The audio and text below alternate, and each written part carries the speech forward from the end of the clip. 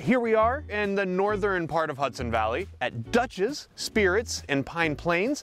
I am the Maille sommelier. I'm gonna meet one of my dear friends. He's gonna tell us about the history of the property, how it got its name, and some of the things that they produce here. And not to mention, we're probably gonna make a couple really good cocktails as well. So come on, hang out with me. What's up, man? Hey, Brent. Good to see you. You too. Welcome to How's Dutchess life? Spirits. Awesome, man. Trying to take some of what you guys are doing here, show how you can incorporate my... We are a farm-to-bottle distillery located here in northern Dutchess County in the Hudson Valley. This building is constructed on the site of a former bootlegging complex that Dutch Schultz, the mobster, financed and constructed in the 1930s. Unfortunately for Dutch, the site was broken up in 1932 after only, I think, 9 months or so of operation. At the tail end of Prohibition. We're distilling Sugar Wash Moonshine, which is based on Dutch's original recipe that he was running out of this site, you know, 80, awesome. Almost 90 years ago. Well, this is our namesake, Dutch Schultz. Gun, cigarette, drink. The little offering in front of his painting, we don't want to upset him. We call this part of the building the Dutchman's Lounge. So this is the distilling floor. This is our 450-gallon Vendome copper pot still. This is a hot liquor tank. Our distillery is still under construction. We anticipate having it fully built out this year. Awesome. We are built right in front of the bunkers where the illegal bootlegging was done 90 years ago. If you look into the corner of the distillery, that is actually one of the original ends of one of the tunnels. Oh, wow. The tunnels were constructed through the site to allow Dutch's guys to basically move between houses and other structures on the property and the bunkers that are down below this building, so that to any observer from the area or police or anyone who came, it looked like a normal operating turkey farm. Awesome. Do you want to go into the bunkers? Check those.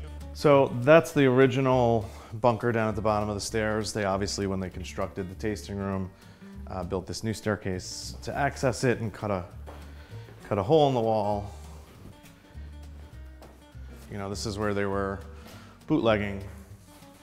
So our still is 450 gallons. When the FBI raided these tunnels, they found two 2,000-gallon stills, 10,000 pounds of sugar, just a huge, huge amount of production. The really cool thing about this is it reminds me of like whenever I'm in the basement of my shop in Dijon. And you kind of just, whenever you walk into it, you feel the history, right? You smell, you feel the history down here. My God, this is beautiful. So now we're upstairs above the tasting room.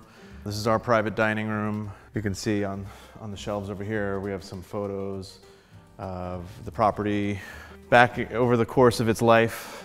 And now, was this made locally? I believe it was made, yes, by a local artisan. A lot of moonshine got tasted to construct the chandelier, but I may or may not be responsible for a portion of that.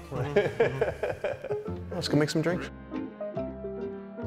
What we're gonna try to do is we're gonna try to recreate a couple of cocktails that you have on your list, but we're gonna utilize Maille. And the reason why you can add a little bit of mustard to cocktails is if you think along the lines of whenever you're making drinks, if you add like saline solution, right? So if you're adding some sort of salt, whenever you're baking, whenever you're cooking, salt is kind of the essence. So what we're gonna try to do is utilize the mustard to enhance the flavor of the moonshine itself and the flavor of what's happening in the cocktail. So the first cocktail that you have that kind of jumped out at me is called the Horse's Head, and we're going to take some of this beautiful Sugar Wash Moonshine and we're going to do probably about 2 ounces of it, right? So we're going to drop this in there. It's been a while since I've held a bell jigger like this, so do that.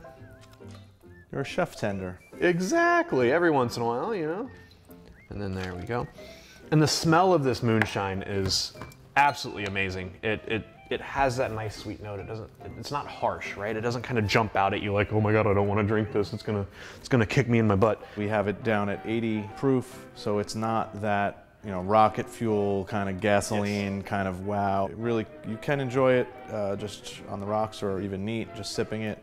It works really well in a variety of cocktails. And even though there is sugar in there, we are gonna add about 1/4 of an ounce of simple syrup. It's just a 1-to-1 simple, you know, typical everyday old 1 cup of sugar to 1 cup of water. We're gonna add a little bit of orange juice, actually, some fresh squeezed orange juice, not a ton. but just to kind of, again, add a little bit of flavor to there. And then we are going to add a little bit of old style. And the cool thing about the old style is that there's acid in there, there's some sugar in there as well. And then there's also a little bit of texture. So not a ton. Again, it's only in there to season. We're not trying to overkill the cocktail. We're not trying to, we don't want it to taste like mustard per se. We just want there to be a little bit of a mustard note. And think along the lines of like if you have like a spicy margarita, right? Kind of in that same realm. So a little bar spoon of Dijon Original as well. And then from there, we are just gonna shake this. And because that citrus is in there, right, we're gonna shake it up a little bit. We're just trying to cool that cocktail down a little bit. And then what we're gonna do is we're gonna top this with some ginger beer. Top it with a little bit. And then I'm gonna take the remainder of this orange, do a little,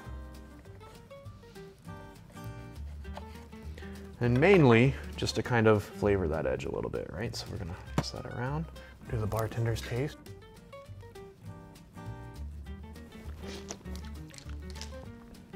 I think that is quite delicious. So again, it's if you would like to take a sip, go right ahead. And then along with this, we're also gonna do a charcuterie board once we make our cocktails. Oh, What do you think about that's it? excellent. That's nice, right? Yeah, really gets the flavors to pop. The other cocktail that I wanted to make is actually what you guys call the kneecapper, and it's basically your Sugar Wash Shine, sour cherry, pineapple. On the menu, it's lemon and club. What we're actually gonna do is we're gonna add a little bit of lime juice to it, and we're gonna add some honey mustard, and we're gonna top it with an elderflower tonic. So for this, we're gonna actually do 2 ounces of the whole blend, right? I'm shocked I remember the measurements on these things. It's been a while. Then we're gonna add some fresh lime juice. And again, anytime you're making a cocktail, you know, and as I'm sure Brendan would agree, is use fresh citrus, please. Just from a flavor standpoint, there's nothing better than that fresh kind of pop of lime. All right, and then for this, as again, I've put too much ice in there, we're gonna shake this guy up, that open, for me, right over the top. We have that fresh lime in there as well. We're going to add a little bit of honey mustard in right now. We're gonna add a little bit more than that. Wouldn't be a honey mustard cocktail without the honey mustard, right? Half a bar spoon, 3/4 of a bar spoon. Shake it up again.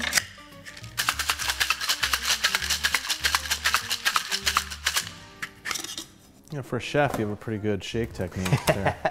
I've been practicing. I knew this day was coming.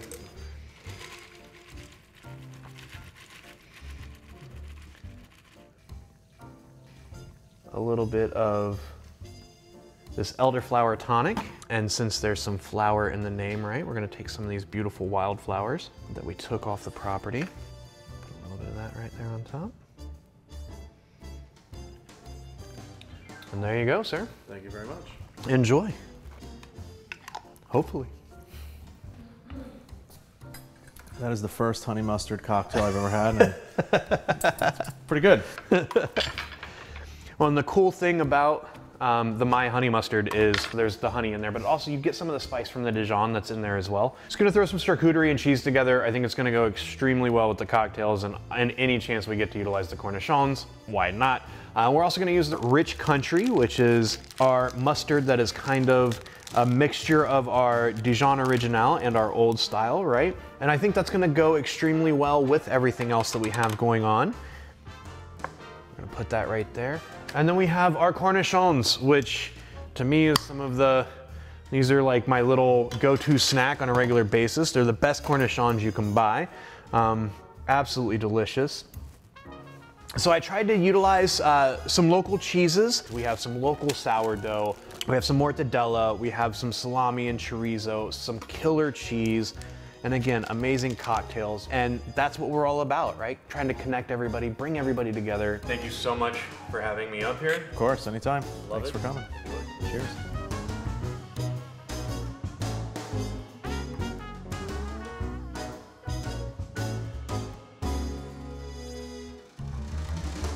If you're looking for more fun recipes and great adventures, head on over to YouTube and subscribe to our new channel, My US. We look forward to seeing you there.